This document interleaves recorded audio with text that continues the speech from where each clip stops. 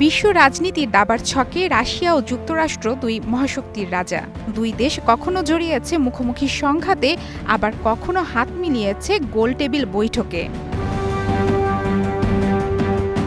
ইতিহাসের প্রায় প্রতিটি বাঁকে তাদের অনেক সমঝোতাই বদলে দিয়েছে আন্তর্জাতিক রাজনীতির সমীকরণ। পরিবর্তন এসেছে বৈশ্বিক ক্ষমতার ভারসাম্যে, আর তাই দেশ দুটির শীর্ষ নেতাদের প্রতিটি সাক্ষাৎ সাক্ষী হয়ে আছে ইতিহাসের নতুন অধ্যায়ের। ১৯৪৩ সালে তেহরানে যুক্তরাষ্ট্র, সাবেক সোভিয়েত ইউনিয়ন ও যুক্তরাজ্যের নেতারা প্রথমবারের মতো মুখোমুখি বৈঠকে অংশ নেন, যাতে প্রতিনিধিত্ব করেন মার্কিন president Franklin Roosevelt, Soviet union নেতা জোসেফ স্ট্যালিন ও ব্রিটিশ প্রধানমন্ত্রী উইনস্টন চার্চিল। বৈঠকের মূল উদ্দেশ্য ছিল দ্বিতীয় বিশ্বযুদ্ধের মিত্রশক্তি দেশগুলোর মাঝে সম্পর্ক উন্নয়ন এবং যুদ্ধের পরবর্তী বিশ্ব ব্যবস্থা নিয়ে পরিকল্পনা করা। ১৯৪৫ সালে দ্বিতীয় বিশ্বযুদ্ধের পর ইয়েল্টা সম্মেলনে পুনরায় বৈঠকে বসেন ওই তিন নেতা। যুদ্ধ পরবর্তী ইউরোপের পুনর্গঠন এবং জার্মানির ভাগ্য নির্ধারণে এই বৈঠক ছিল অত্যন্ত গুরুত্বপূর্ণ। ১৯৬১ সালে অস্ট্রিয়ার ভিয়েনায় সোভিয়েত নেতা নিকিতা ক্রুশ্চেভ ও মার্কিন প্রেসিডেন্ট জন এফ কেনেডির মধ্যে একটি শীর্ষ বৈঠক অনুষ্ঠিত হয়। বৈঠকের মূল উদ্দেশ্য ছিল বার্লিন সংকট সমাধান, যা ছিল শীতল যুদ্ধ বা কোল্ড ওয়ারের সবচেয়ে গুরুত্বপূর্ণ উত্তেজনামূলক ঘটনা, যা জার্মানিকে দুই ভাগে ভাগ করার পথ তৈরি করে। এরপর ১৯৭২ ও ১৯৭৩ সালে পরপর দুবার মুখোমুখি হন মার্কিন প্রেসিডেন্ট রিচার্ড নিক্সন ও সোভিয়েত নেতা লিওনিদ ব্রেজনেভ। প্রথম বৈঠকটি হয় মস্কোতে, দ্বিতীয়টি যুক্তরাষ্ট্রে। প্রধান আলোচ্য বিষয় ছিল অস্ত্র নিয়ন্ত্রণ চুক্তি এবং বাণিজ্যিক সহযোগিতা। ফিনল্যান্ডের রাজধানী হেলসিকিতে ১৯৭৫ সালে মুখোমুখি হন যুক্তরাষ্ট্রের প্রেসিডেন্ট জেরাল্ড ফোর্ড এবং সোভিয়েত ইউনিয়নের কমিউনিস্ট পার্টির মহাসচিব লিওনিদ ব্রেজনেভ। হেলসিকি অ্যাক্ট শো-এর মাধ্যমে চলমান কোল্ড ওয়ারের উত্তেজনা কিছুটা প্রশমিত হয়। ১৯৭৯ সালে অস্ট্রিয়ার ভিয়েনায় লিওনিদ ব্রেজনেভ ও মার্কিন প্রেসিডেন্ট জিমি কার্টার পারমাণবিক অস্ত্র সংখ্যা সীমিত করার লক্ষ্যে গুরুত্বপূর্ণ স্বাক্ষর করে। বৈঠকে দুই নেতা দ্বিতীয় সল্ট চুক্তিতে সই করেন, যা স্ট্র্যাটেজিক আর্মস সীমাবদ্ধ করার ক্ষেত্রে একটি বড় পদক্ষেপ ছিল।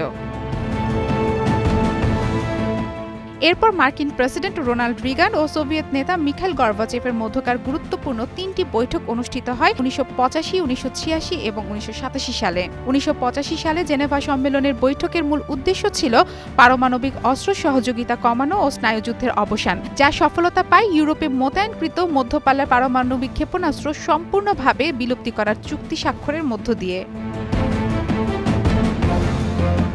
সোভিয়েত ইউনিয়ন ভেঙে পড়ার পর নবগঠিত রাশিয়ার প্রথম প্রেসিডেন্ট বোরিস ইয়েলৎসিন ১৯৯২ সালে মার্কিন প্রেসিডেন্ট ডব্লিউ বুশ সিনিয়রের সঙ্গে বৈঠক করেন। আলোচনায় ছিল পারমাণবিক অস্ত্র হ্রাস, অর্থনৈতিক সহায়তা এবং রাশিয়ার নতুন রাজনৈতিক কাঠামোতে যুক্তরাষ্ট্রের ভূমিকা। ১৯৯৫ সালে বিল ক্লিন্টন ও বরিস ইয়েলৎসিন জাতিসংঘের ৫০ বছর পূর্তি উপলক্ষে নিউ ইয়র্কে সাক্ষাৎ করেন। তখন চেচনিয়া সংঘাত, ন্যাটো সম্প্রসারণ এবং রাশিয়ার অভ্যন্তরীণ রাজনৈতিক সংকট নিয়ে আলোচনা হয়। ২০০১-এ নিউ ইয়র্কে সন্ত্রাসী হামলার পর প্রেসিডেন্ট জর্জ ডব্লিউ বুশ ও ভ্লাদিমির পুতিনের সঙ্গে জরুরি বৈঠক হয়। আলোচনায় ছিল সন্ত্রাস বিরোধী সহযোগিতা, আফগানিস্তান অভিযান এবং পারমাণবিক অস্ত্র হ্রাসের প্রতিশ্রুতি। রিসেট নীতি বাস্তবায়নে ২০১০ সালে মার্কিন প্রেসিডেন্ট বারাক ওবামা এবং রাশিয়ার প্রেসিডেন্ট দিমিত্রি মেদভেদেভ ওয়াশিংটনে মিলিত হন। তারা স্ট্র্যাটেজিক আর্মস রিডাকশন ট্রিটি এবং বাণিজ্যিক ও প্রযুক্তি সহযোগিতা নিয়ে সমঝোতা করেন। জাতিসংঘের সাধারণ পরিষদ উপলক্ষে ২০১৬-তে নিউ ইয়র্কে বারাক ওবামা ও ভ্লাদিমির পুতিনের মধ্যে বৈঠক হয়। ২০১৮ সালে হেলসিকিতে মুখোমুখি হন ট্রাম্প ও পুতিন। সে সময় মার্কিন গোয়েন্দা সংস্থার উপর ট্রাম্পের অনাস্থার মন্তব্য ব্যাপক বিতর্ক সৃষ্টি করে, কিন্তু কৌশলগত দিক থেকে ট্রাম্প পুতিনের সম্পর্কের উষ্ণতা বাড়ে।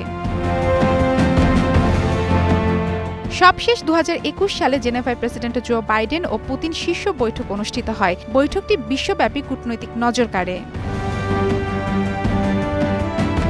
বিশ্ব রাজনীতিতে রাশিয়া ও আমেরিকার এই মুখোমুখি বৈঠকগুলো শুধুমাত্র দুই মহাশক্তির বৈঠক নয়, এগুলো ছিল বিশ্ব শান্তি ও সংঘাতের মোড় ঘোরানোর মুহূর্ত। ইউক্রেন যুদ্ধকে ঘিরে ট্রাম্প পুতিনের আসন্ন বৈঠকেও ভূ রাজনীতিতে সূচনা হতে পারে নতুন কোনো অধ্যায়ের। মারফুয়াতুন নূর রুচি, স্টার নিউজ।